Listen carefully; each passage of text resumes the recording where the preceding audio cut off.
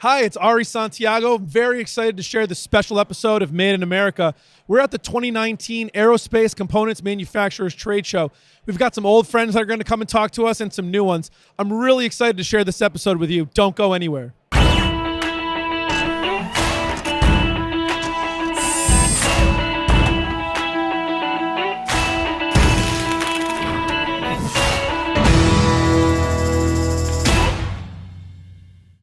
Hey, Clive, thanks so much for coming on the Made in America live at the ACM Trade Show. My pleasure. Thank you for inviting me. I know you're here on behalf of NEEP. So what are you guys showing today at the show? Kind of what are your goals? Well, on the show, we've got a new video that we produced, actually, a 6-minute video that gives a good cross-section of the company as a whole. We're an Italian-based company. We've got manufacturing sites in Italy. We forge and we machine and we finish. Okay. And we also machine and finish in Farmington as well. And the video that we've got really shows most of what we do, but not all the detail. But I think it gives the audience a good flavor of what's going on. That's fantastic. Yeah. And so, there was a huge influx of students this morning, 1,500, 1,600 kind of students coming in of all different kind of ranges. You guys engaging with those students, and kind of what's the goal there? Well, actually, we bought this facility a little over 3.5 years ago. So our first show here was 4 shows ago. Okay. And it's certainly grown since then. And we've had a huge amount of engagement 4 years ago, 2 years ago, 3, and now. And this show is probably twice as big as it was last year, I think. Yep. And some of the young people, we try to catch them pretty early, actually. And they have some great questions that we're really happy to answer. And you can see that they've got the right mindset for a career in manufacturing. And what's the value of engaging kids at the high school level who might not hit the workforce for years to come? To be honest, I think most young people really don't have any idea what they want to do. In fact, I still haven't got any idea what I want to do. We might still be looking for what we want to do when we grow up. That's right. Yeah. So I think if you can plant a seed in a young person's mind about the type of career that could interest them, because people are either artsy, they're into numbers, they're into making things, and I think people do have a natural talent. And if you can tap into that natural talent at a young age, then you're going to have a very good person on your team for the future. Absolutely. How many people do you guys have on the team at NEEP in Farmington right now? We've got 162 right now. We started with 15 people 3.5 years ago, so we've grown to 162. So over a 10x increase in staff over the last 4 years? Yes, and well into next year we'll be over 200 people. Wow, that's really fantastic. Yeah. So how long, so I know you just bought NEEP in the last 4 years, but yes. How long has NEEP been engaged in ACM, and what do you guys think about ACM? Well, we started with the ACM literally when we bought the place. The company actually has been in existence since 1945. Okay. And in 1955, it was New England Aircraft Products. Okay. And then it was owned by another company, and we bought it, basically. So the ACM, for us, has been a huge door opener into manufacturing. We did a lot of due diligence across North America as to where we wanted to put our first footprint in the States. And because this is colloquially known as Aerospace Alley, we thought it was a good starting point. Mm-hmm. We were encouraged by the then Governor Malloy and Commissioner Smith at the Paris Air Show in 2015, and they really sold us the place. And actually, I think it's probably one of the best things we've ever done coming here. And joining the ACM has really made us feel welcome and in the aerospace community from day one. And that's a huge benefit for an overseas company putting its foot in the North American water for the first time. Absolutely. And so wow, so learning a lot of stuff. And you found the ACM membership very welcoming? Extremely welcoming. And I think with any business, a lot of a business's success is about partnerships and affiliations. And we found because you need external support for various processes, various things, then the ACM has been more than willing to guide us in the right direction that we wouldn't have naturally known, to be honest with you, being as the newbies on the block. Yeah. And so, what do you credit the growth in employees, I'm sure, is driven by growth in sales. Yes. And so what do you credit that growth to? Credit the growth to? Yeah. The growth in sales largely because aerospace is in a boom time right now. Yep. If there is an industry to be in at this time in your life, it's aerospace. I've been in the aerospace industry forever, as you can tell the lines on my face. So I've seen the cycles. Yep. And this is a very long cycle that we're in right now. I don't think there's going to be any downturn into probably into the 2030s. I think order books are pretty stacked. There's a lot of aircraft backlog. And I think companies that are in aerospace manufacturing are enjoying, if that's the right word, fulfilling the backlogs that are in that supply chain requirement. And do you think it's the energy or the growth in that industry right now that's driving the tremendous energy at the show? I mean, you said you've been coming year over year. You've seen the show's growth. Rumor has it that next year we're going to have to go to an even bigger room. A lot of energy in the room today. Is that due in part to the growth of the industry, you think? I'm sure it is. We're a company that exhibits in the Paris Air Show and the Farnborough Air Show every year. This year in particular, it was Paris this year. Yep. And it was a boom show. It was really busy, really bustly.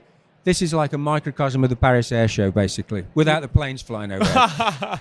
It'll be hard to see them anyway, since True. we have a closed roof overhead. Yeah. That's really fantastic. Yeah. So how have you personally found kind of Connecticut and the Aerospace Alley welcoming to you personally and to your family now that you're living here in the States? To me personally, I've really enjoyed the welcoming community. Farmington itself has been a big help to us. We have a lot of Italians that have come over from Italy, either on... it's not an exchange program, it's an exchange learning program. So they come over for a number of weeks at a time. Some have come over here to live, and they've found it really, really good to be here. Yeah. Oh, that's really fantastic. Yeah. So what else are you guys planning to get out of your membership in ACM? You've talked about meeting people. Is it developing new business relationships as well as learning from other companies? I think it's not just that. Because New England Airfoils, or NEAP, is in a very much a growth phase, as is the whole company, it's given us access to a talent pipeline that aren't just the young people that are coming into the business, but they're people that are in the business now and probably looking for a new career opportunity. So that's been a tremendous asset to us as well. Knowing the infrastructure of the US in terms of where to go, who to see, what to do. And are you finding incumbent worker training your existing workers to improve is something that NEAP's investing in and reaping the rewards of those investments? Yes, we've used the incumbent worker training for the last couple of years. We plan on using it again this year if it's still available. I know it's kind of questionable post-May, but we're already filling the forms in. Let's put it that way for next year. Way to be, get ahead of the curve there. Yeah, exactly. And so just as a final question, Clive, why do you think Connecticut has been and is such a great place for manufacturing right now? Well, there are doubters on the planet about Connecticut, as you probably know. Yeah. And I think we as a company are not doubters at all. And the people that knock Connecticut in terms of manufacturing or a place to be or a place to live, I think generally are people who haven't lived anywhere else or done things anywhere else. There are a lot worse places to do business. And we've found, in particular, people like the DCD have been hugely helpful to us from day one. They still are. I think the school programs here and the college programs have supported us admirably. And we're now finding we get into a more established mode, and our part of the program is now beginning to give back, I think. That's really fantastic, Clive. Thank you so much for coming on and sharing your views. I really appreciate it. Absolutely, my pleasure. All right. Okay, thank you. Tim, man, thanks so much for coming back on Made in America. Here we are, well, not broadcasting live, but recording live at the ACM Trade Show 2019. Really appreciate you spending the time with us. Awesome. I'm happy to be here. Enjoyed my last stint on the podcast? Absolutely. It was nice. A lot of fun. So what are you guys showing off for Har-Conn Chrome today in your booth? So for us, obviously the people that are here are focused on manufacturing, right? But we support manufacturing. So we play a big role in the supply chain, helping our customers out with getting their parts to their customers, providing them with a service that's super important to the whole supply chain. So as the kids come around, we focus on that. They always ask us, what do we make? And I always say, we don't make anything. We just make them better. We make the parts better. Yeah. It's actually funny. We had Michael Forrest from Forrest Machining on. He mentioned it's so great being here in Connecticut in this area because you're focused on sort of like metal cutting and fabricating, but you got to go out and do non-destructive testing. You got to go out and get plating done, finishing done. And it's so great to be able to have all those supportive things all within sort of a stone's throw. And he was sort of mentioning that he was out kind of visiting Rolls-Royce in Indianapolis, and they were jealous that, man, you can go send something to get finished or plated within a few miles and have multiple options. We're out there. They got to send it across the country to get it done. So yeah, that's the great thing about Connecticut. We have everything that the aerospace needs in a very close proximity. It makes it so much easier to do business, more lucrative for everybody. And I think it says a lot for the state of Connecticut that, and honestly, probably doesn't get mentioned as much as it should. Yeah, no doubt about that. So how long have you guys been ACM members? Oh boy. Around 2004, 2005, I think. Okay, so like 15 years. Yeah. What was the impetus behind joining? Like, what made you decide it was a good idea to join? Well, it just made sense for us. All the ACM members, they're our customers. We support them. It made sense for us to be there to support them in the ACM. Yep. Quite honestly, it's an amazing organization. I was just having a conversation with my salesman from our Fort Worth facility. They don't have anything like that in Texas, right? So Texas is a big state that has hundreds of thousands of people moving into the state every year, and they don't have a group like this there. Mm-hmm. It says a lot for what we have here in Connecticut and what the ACM does for all of us. Yeah, no doubt about it. There's a ton of energy going on at this show. We have, I think, 1,600 students kind of coming through. Are they asking good questions? Are you engaging with them? What are you seeing from the students that are here today? It's funny because when we first got involved, students have been here all along. And over the years, they've gotten better and better at asking important questions about manufacturing, about the industry, about the ACM. Not so much about what we do because we're kind of foreign to most people, but the questions have gotten better. And I think that the kids that are showing up really have an interest in getting into manufacturing for the most part. You have a few that are kicking the tires, but that's okay. That's all right. You gotta, if we're gonna want to get the word out and get people more interested, we've got to have people that don't know what they want to do, right, coming through and asking questions and absolutely and whatnot. Do you guys? Oh, good. I love the fact that there are middle schoolers here too, because we're starting the thought process much earlier, and that's so important. It is so important, actually. If you listen to sort of Matt Fleury, who's the the CEO of the Connecticut Science Center, he talks a lot about that. We've got to engage kids' imagination for science, technology, manufacturing, math early on, because the studies show that what you kind of get exposed to early on and what you kind of get excited about is what you can think about being when you get older. So getting them in middle school is pretty exciting. It is, very much. Do you guys have any school students kind of coming through doing any internships at Har-Conn? Do you engage with them at that age, or? We do, and that's one of the things that we talk to the students and the teachers when they come around. They ask us that all the time. We're always working with the different schools, different organizations to do some level of internship. The last time we did a podcast, we talked about our onboarding program, which is like a 90-day onboarding program. So we'll bring young adults in, plug them into our system, let them work through the different aspects of our business, because there's really not a place where they can go and learn what we do. Yep. We have to teach it, and we have to teach it correctly. So it gives us a good barometer of what those people that go through the program can do for us, what we can do for them, and it works really well. But internships, definitely. I mean, it benefits the person and the company. Do you think having an industry trade group like ACM that engages with these students the way they have kind of at this show is important to the workforce development in the state of Connecticut? I think it's critical. I don't think the interest in manufacturing and the emphasis on kids getting involved at a younger age would be there without what the ACM has done. Yeah, and that's a critical part of kind of that private industry engaging with students and whatnot. And do you find that the schools, you said middle schools are here. I've seen high schools. I've seen community college, private colleges. Are you finding that those groups are receptive to what the ACM is reaching out to do?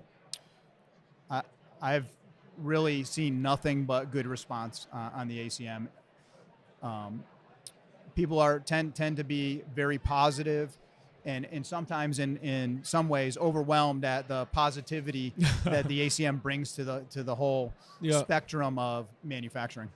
What do you see, like if you're talking to a young kid that stops by your booth today and sort of asks you, and says, hey Tim, what does my future look like if I get into manufacturing for my career? What would you tell them?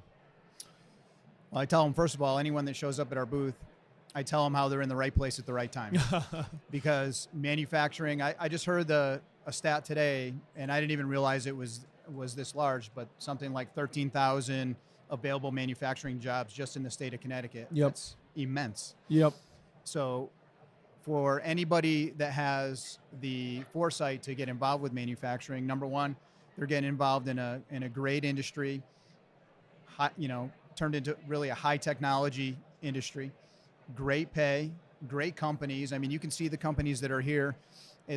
They're working in fantastic environments, and they have a great pathway to a really good future for themselves. So I mean, that's kind of the message that you're giving them. And you find the students are receptive to that and are taking it in and understanding where you're coming from? Most of them.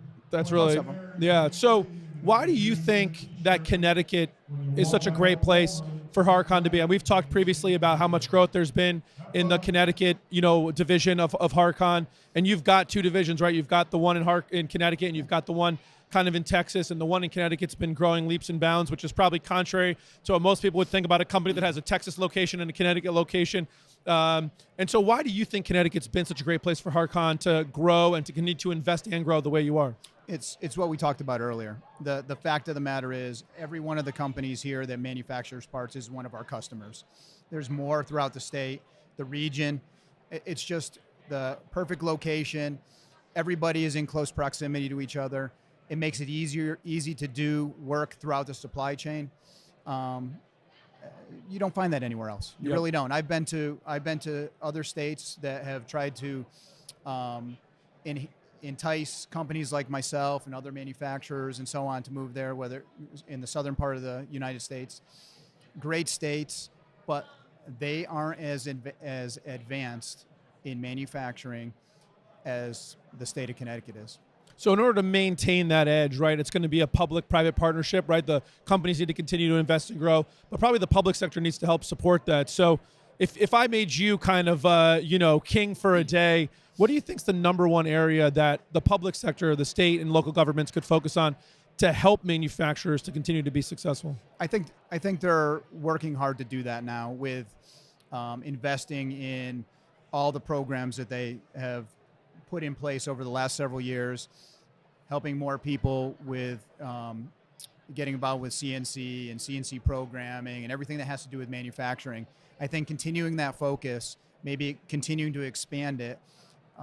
There's been more and more schools coming on board with having manufacturing programs, and I think that's key to give students and even adults that have been in other careers opportunities to get back into manufacturing. So I think the state's doing that. I think it just needs to continue to move in that direction. That's going to have a huge impact. The ability to continue to focus and support manufacturers sounds like on the workforce side and on helping us to invest in new technologies.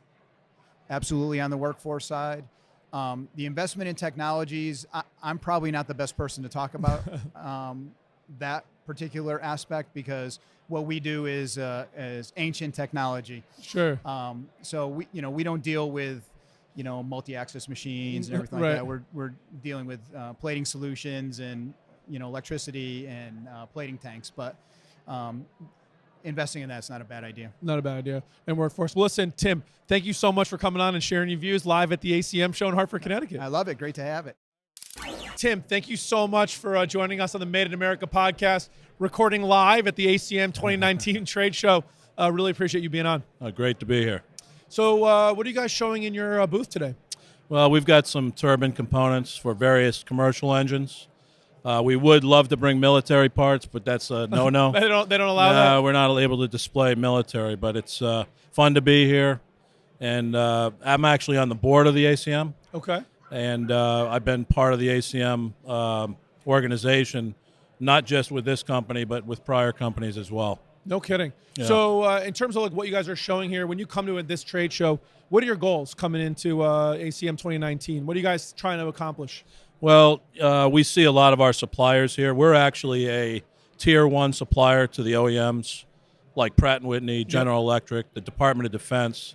So we're typically working with a lot of the ACM member companies where we either offload machining work or we purchase other processes from them. So you're very popular at the show, I would imagine. Yeah. We get a lot more sales pitches than we give sales pitches.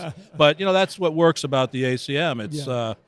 It's teamwork. We need great suppliers who focus on delivery and quality, and certainly it's a complementary organization. Yeah, so let's just kind of pull on that thread a little bit. What is it that you think drove Numet to become an ACM member, or why you were an ACM member in a previous life, if you want to call it that, and now? What was it that kind of drove you to join ACM? Well, I think one thing that's definitely an advantage to being an ACM member is it keeps you very in touch with what's going on in the market. There may be customers that we don't deal with, Rolls-Royce as an example, or Honeywell. We get to hear what's going on not just with other customers that we don't deal with, but also with our incumbent customers and some of the challenges that our peer companies may be having. It's a great place to keep your ear to the ground, so to speak.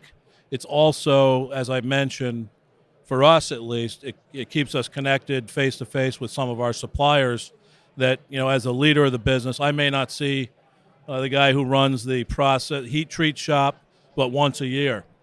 At the business development meetings, which are monthly, I have a chance to see those folks, that regularly. So that's a good thing from that perspective. I think the other thing that certainly, is near and dear to the heart in the state of Connecticut now is, a workforce or, let's say some potential shortages of capable people. So we, leverage ideas on how to go about recruiting, how to find those people.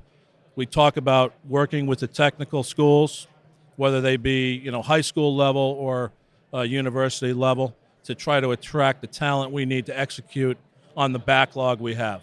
And right now is a very good time in the industry. The backlog is rich. Yep. So to capitalize on that, we need capable people. Yeah, so basically there's demand out there. We need the workforce to service that demand. So, you touched on a couple things that we haven't really heard too much today that I'd like to kind of talk about, which is the ACM is a lot more than an annual trade show. Oh, yeah. Without a doubt. So talk a little bit about, from your perspective, both as a board member and as someone who participates, what does the ACM offer to member companies? Well, again, it's the network. I think that's the biggest thing. It's but how do you execute that network? So you mentioned the monthly business development meetings. Not to bore people, but I think it's important to get about what are the different points that ACM engages with the members. Well, for one, like I said, we bump into new suppliers all the time. We have new members coming in. We have very few exit. We've been building our membership by design, and I think more and more companies are joining up because they see that as a tier 2 supplier or even tier 3 coming to these meetings, I get a lot of business cards. It helps me. I pass them right to our estimator and the guys who are quoting the work. And when we're looking for more welding capacity or more heat treat capacity, we now have other options. So it's, from the network perspective, I'd say that's the biggest advantage. How many meetings are there? So you mentioned there's a monthly business development meeting. What else is going on? Well, we have progressive manufacturing meetings, which is really new and better ways to manufacture. There might be an agenda that looks at machining, plasma spray, coating type technologies. Then we also have, there's an HR type meeting where we talk about recruiting efforts, where to find the people, what are the state programs that we have that help us find people. We've participated in 4 or 5 programs, and some of those ideas came from ACM member companies from these meetings.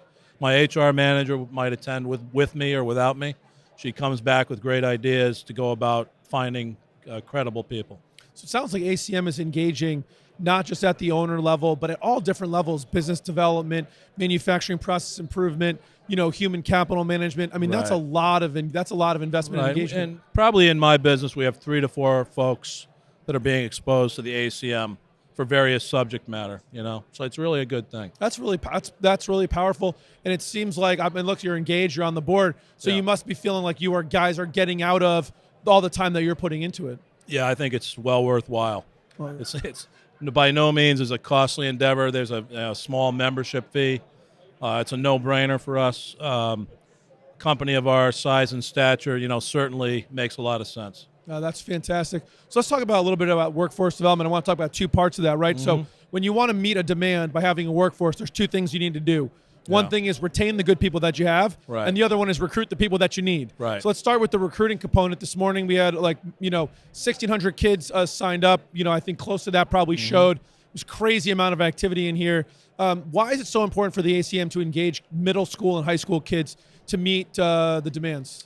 Well, I think one thing that we're trying to portray as member companies is that the manufacturing days of old, with shops that might have had risks, hazards from a safety perspective, poor working environments, those days are not completely gone, but they're mostly gone. To create a safe and well-lit working environment, a very, a great place to go every day to earn a living is very important. So one thing that we always encourage our recruiting efforts, the folks in HR to do, is to get people into the shop, because it's all just vaporware. If you're talking about it, if they can see, touch, and feel it, see how clean the machine shops. And again, I've been in the industry now for about 19 years. I've seen plenty of shops that you would not want to send your own children into. Yeah. And slowly but surely those days are going. Yeah. But in the bigger progressive shops, where they invest in lean and safe practices, I think guys like me are very proud to have someone walk through.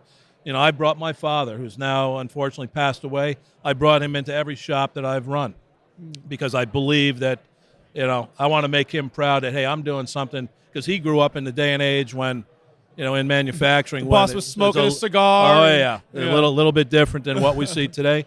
So I think you attract people with a great working environment. Pay and benefits are obviously at the top of the list. You got to pay to market. Yep. To hold people. Retention rates in our shop is very good. We're probably under 4% for turnover. For turnover. Wow. We tend to attract very capable workers who are experienced, coming from other smaller shops. We also develop some of our own in working with Platt Tech and Milford, and we will mentor. Really assign. We call them the kids. Probably a bit of a errant term, but we have the kids married up with guys who have 20, 25 years of experience who want to help, and we develop, probably a couple of them per year. We're going to continue to do that. So bringing the high school kids in today is really trying to show not only the children but the parents that, we offer a great opportunity to make a living. I won't go into the detail, but you'd be amazed at, with some overtime, what an accomplished machinist can make today. It's a very, very positive situation. And, I think our industry, because of what we do, we make engine components that fly, our military pilots or transports with a lot of people on them, or commercial aircraft passengers. Quality is bar none, top notch. We got to put the quality into our parts, and we've got to have capable people to do that. So that's exciting. And are you finding that these efforts you've been doing for outreach have been successful? Yeah, very much. You see more people kind of getting into the business. Like I just forgot the numbers. About 100 people that work kind of in your shop right now. About 83 right now. And so what is that? What does the age and makeup look like of the folks you guys have in Numet? It's actually, for shops that I've run before, the breakdown of age groups is very healthy. We're probably almost equally distributed, 20, 30, 40, 50, 60-somethings. Okay. So, we're not as at jeopardy as some of the other businesses that we know, because we have been feeding the business with a number of individuals per year. So a lot of our growth is coming from, this same dichotomy of age groups, which I think is very important. And so do you guys invest in sort of incumbent worker training to sort of help the guys that are, in their 20s lead into the guys in their 30s and so on and so forth, so that we're kind of growing up into it, so you can replace the people and then kind of keep that whole train moving on? So we've taken advantage of some state of Connecticut programs, incumbent worker training program, 50% subsidy up to $100,000. That was over the last 2 years. We've actually used those funds for lean training. Continuous improvement training. Ensuring that people understand flow and how to move parts, so that efficiency and being the best we can be from that perspective is realized. but it's been worked out very well. We'd like to encourage our legislators and our politicians to promote apprenticeships, promote programs that help us develop workforces. I think we got to keep that going, and I think that's been part of our success. Are they in receptive? The past. Do you feel the support in the public sector? Do you think that will so. continue?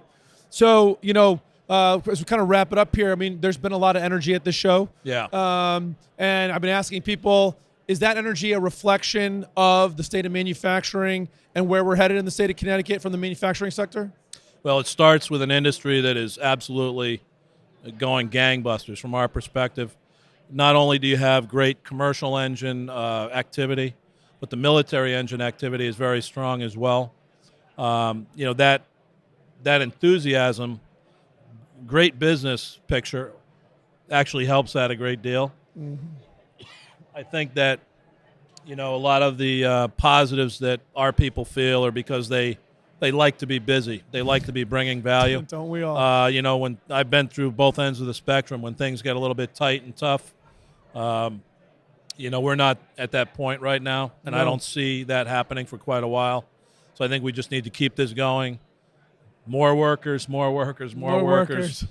got to keep our shops looking and feeling like they do, and I think ACM helps that a great deal. That's fantastic. And my last question is, why do you think Connecticut's been a great place for Numet to be and to grow and to help grow in the future? Well, I think that the technical school system in the state of Connecticut is probably one of the best in the country. We need to continue to invest in those programs. I think that the history here in Connecticut, has a foundation that's great in machining. The likes of General Dynamics, Pratt & Whitney, Sikorsky, now Lockheed, being in the state has helped that. But a lot of the OEMs that are not here in the state actually come to Connecticut, like Honeywell, like General Electric, GE, yep. General Electric, Rolls-Royce, are coming here for a lot of their components. So it's all good. Great place to be. Tim, thanks so much for your time today, sharing your views. You're welcome, Ari. Alyce, thank you so much for coming on the Made in America podcast, recording live here at the ACM 2019 trade show. I really appreciate you taking the time to talk to us today. Thank you so much. I'm looking forward to talking with you. So listen, I know you're with CCAT, the Connecticut Center for Advanced Technology. So why don't you just tell us a little bit about what you do with CCAT and what CCAT's doing here with the booth at the ACM trade show. Absolutely. At CCAT, we lead with technology. So we're here showcasing technology, especially in the morning portion where we had 1,200 students come. That were middle school students, high school students, college students, all different ages, being able to talk with the companies. And then new this year was our interactive zone. And so CCAT helped to staff those interactive activities. We had virtual reality. We had partnership with VR Sim, doing some spray painting and testing to see how it worked. And what was the goal of having the interactive stuff? To really get like the young people engaged in what manufacturing's like today? Exactly that. It's Industry 4.0 skills. We know these technologies are coming and being emerging even further into the future, and we're trying to expose students to that at all ages, and then get their hands on it. So they wore the 3D goggles and got to practice some spray painting. They got to experience an interactive tour. They got to see pictures in a magazine come to life right in front of their eyes. Wow, that's pretty exciting stuff. Were the kids receptive to all that, do you think? They loved it.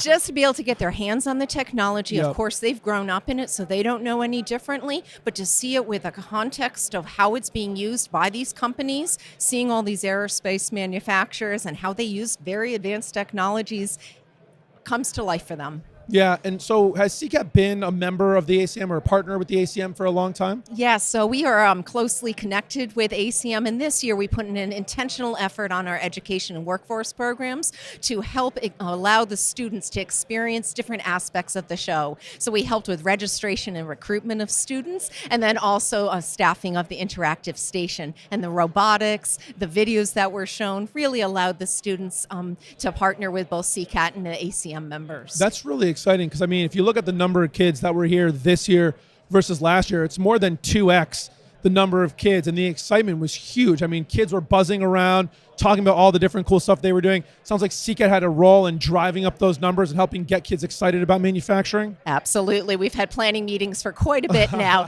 and we wanted to make sure every student had a Connecticut Dream It, Do It bag so they could consider making manufacturing their future. That's in partnership with the ACM, allowing the kids to have the technology in their hand. And there were 585 students that were here last year. We all had a goal of over 1,000. As of yesterday, we had 1,600 registered, and we're waiting for the final count, how many really showed up today. That's an amazing, amazing improvement. What do you credit that improvement with? Is there a driving interest, more engagement from the private sector? Like, what drove those numbers up? Yeah, I think it's outreach, getting to both the administrators as well as the educators, the counselors, all the parents. We had a lot of parents show up with their students. Wow. We had companies and parents telling their guidance counselors, their school counselors, that that they want their kids to be here. They know this is important. They know aerospace. We're in Aerospace Alley, and they want to be part of it. That's really exciting. Is your role? What's your role at CCAT, Alyce? Is it primarily on education? Why don't you tell us a little bit about that? Absolutely. I'm a newcomer to the CCAT team and very proud. I'm a former educator, and I worked in manufacturing for about half of my career. Oh. So I bring the two blend of having seen both sides, and really, as a math teacher, as a science teacher, I know the way to connect with kids is through hands-on and practical. Tell me why I need algebra. Or we're in a room surrounded by reasons why you need algebra. You've got to use computer-aided drafting. You've got to use technology. I want coders. I want women welders. I want all of these things for my students. And so this is a chance to showcase that. That's exciting. How did you find CCAT, or how did CCAT find you? Absolutely. I was most recently at a community college over the border in Massachusetts, and I was recruited here to Connecticut to bring these programs into the schools and expand it further. All about collaborations, working with groups, industry groups, working with CCAT as a nonprofit organization. We all need to do this together. So do you go around to the different superintendents or school boards? Tell us a little bit about how you kind of drive that, education partnership. Sure. CCAT has the license for the Connecticut statewide Dream It, Do It campaign, and it's all about raising awareness. So we hold different events separately in partnership with other organizations, and we go into schools. We run career fairs. We have a manufacturing mania every year on Manufacturing Day. We're doing all these activities, but we know to scale it so that every student is exposed to what manufacturing is and what it will be is part of a way we have to work together. So we're in schools, running our Young Manufacturers Academy program. Yep. And so we're reaching 3,500 middle school students, 5th grade, 6th grade, 7th and 8th grade in urban cities, helping work with their teachers and administrators. And so we're making those connections. We'll be in Hartford middle school tomorrow, bringing activities to kids about lean manufacturing, about robotics, about augmented reality like you just experienced that was really cool. on the 3D glasses. That's awesome. Are you finding that the school systems are receptive? Absolutely, especially as a way to bring STEM and contextualize it. I like thinking of it as STEAM, including the arts. Mm-hmm. There's a lot of artistic parts being made by these companies that we're seeing here. We're in a room with so many different unique parts that have such interesting geometries. Hard to even imagine. Using the modeling is so helpful for that. So we need artists, we need gamers, we need programmers. There's a role for you in manufacturing, and that's what we're trying to bring to the students. So you had mentioned that there's a role for these kids in manufacturing today into the future. What do you see from your position at CCAT, which I know leads with technology and is really part of the Industry 4.0 kind of trend of the future? What do you think manufacturing is going to look like different from it is now 10 years from now? I think it's exciting that I don't know. 20 years ago when I stepped foot as my first job in a manufacturing facility and saw the robotics that were coming into place and some of the automation, the palletizing equipment, and how it's transformed with some of the precision manufacturing, some of the aerospace companies that we're seeing, blows my mind in the 20 years that I've been involved in manufacturing. And I can only imagine that as these smart, talented individuals right here in Connecticut are getting involved, they're going to have creative ideas I can't even imagine. That's exciting. And so in terms of your reach out, what can other private companies do to help you in that workforce development? We've heard today at the luncheon, we hear from all the different companies, priority 1, 2, and 3, workforce, and workforce, right? We've got, to hear Colin Cooper talk about it, the high class problem of a lot of jobs in search of people. So from your position, what do you think industry can do to help build that workforce pipeline? Yeah, industry can help at all levels in the classrooms. Starting in elementary school, we're working with pre-K teachers a couple weeks ago in one city. Right then is when we're starting to plant the seeds of what innovation looks like, what creativity looks like, what teamwork looks like. You're learning while you're building. So the Connects competition, where the students today were racing each other and forming a mini assembly line and pretending they were supply chains as a team. Oh, wow. Those kinds of activities can be done as a third grade student, can be done in an eighth grade student, and some of the college students were here doing it today. So the industry involvement is to help us raise that awareness, the message. Parents are a big piece of that. So as we bring parents and kids together, doing activities, STEAM nights, extremely important. That's really exciting. And then I know CCAT also does some incumbent worker training. How important do you think incumbent worker training is, and what role does CCAT play to help address that need?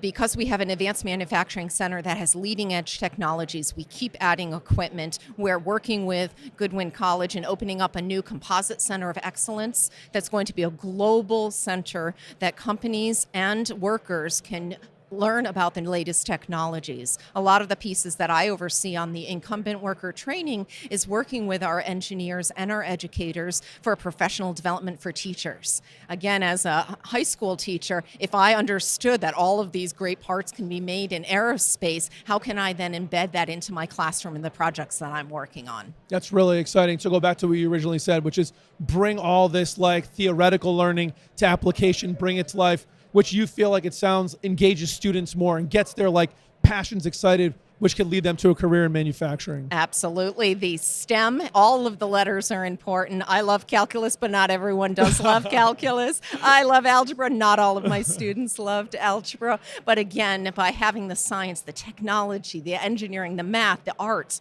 all come together, there is something for everyone in manufacturing. That's really exciting. And then just as we wrap up here, how important is it that ACM as a trade industry group engages with the kids and engages with you in CCAT to help kind of build that excitement? Critical. Again, they're the ones who have the jobs. They are looking for skilled workers. They're going to be looking for skilled workers that are second graders right now. We all want to be here in Connecticut. We want to have a thriving Connecticut. And this is a way that we can work together to get that message. May I add one piece of it on? Please. And one as a next step for high school students in particular, but then even students of all different ages, is to participate in our What's So Cool About Manufacturing video contest. Okay. We're in our third year. We're working with industry groups like ACM, like EMA, like the Smaller Manufacturers Association. We want to have more students have a chance to get into the companies. It was great coming here today, but when they can see the floor, when they can talk like we are one-on-one with an industry ambassador and say, hey, what did you do? What was your path? What could I do?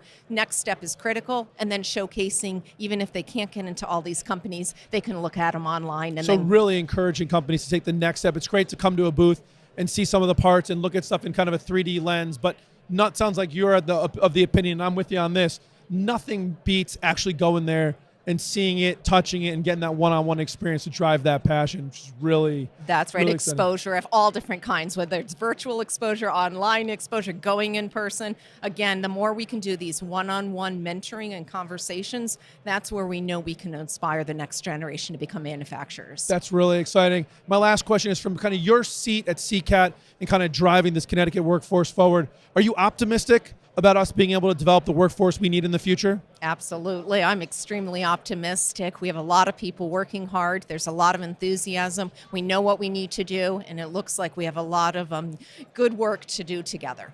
That's fantastic. Alyce, thank you so much for sharing your views and for everything you do and CCAT does to help advance manufacturing in Connecticut. We really appreciate it. Thanks so much.